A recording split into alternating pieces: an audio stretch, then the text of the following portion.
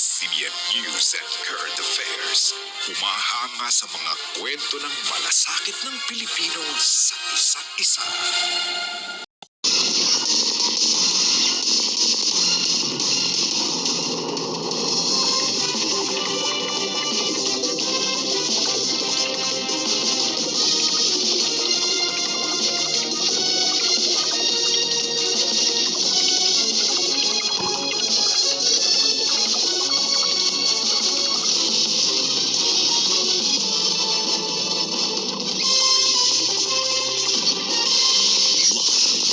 Sa ABS-CBN Manila, ito ang TV Patrol Weekend! Magandang gabi Pilipinas, kami ang mga patrol ng Pilipino. Nagbabalita at naglilingkod sa inyo saan man sa mundo.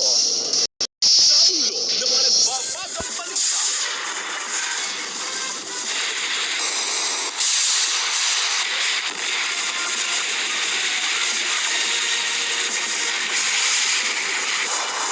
Malalalugyong epekto ng pagregresa ni Yolanda, unti-unti nang nakikita. Higit 100 pinangambahang namatay.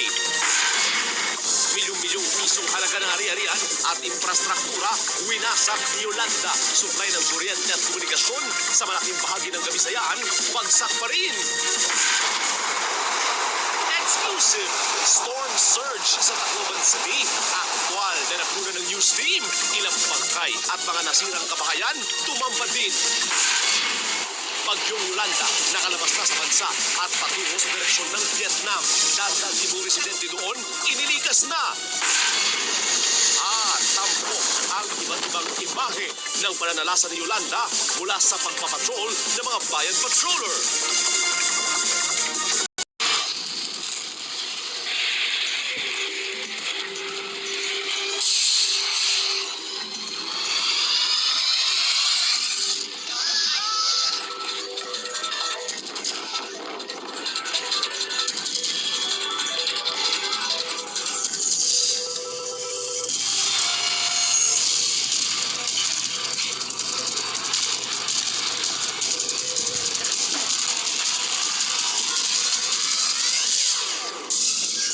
Sa pamilya, matapos isang araw na hagupit ng super bagyong Yolanda, ang itinuturing na isa sa pinakamalakas na bagyo sa kasaysayan ng mundo.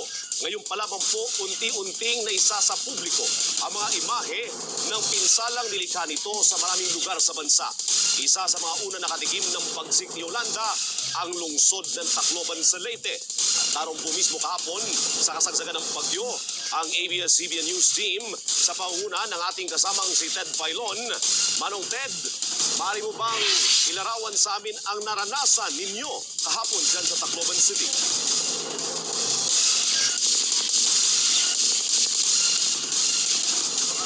Alvin, at yun nga po dahil nga sa tayo ho mismo ay nandoon sa kasagsagan mismo ng pagtama po ng Bagyong Yolanda sa Tacloban City kasama ang news team, sila Ato Maraulio at lahat po ng ating mga kasamahan sa technical department po ng ABS-CBN News ating nasaksihan at nakunan po ang mga larawang ito.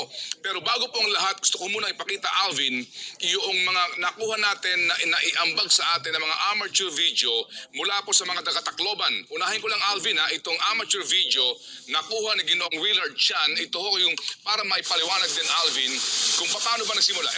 Ito ho yung pantalan, yung nasa yung building na yan ay McDonald's. Yan.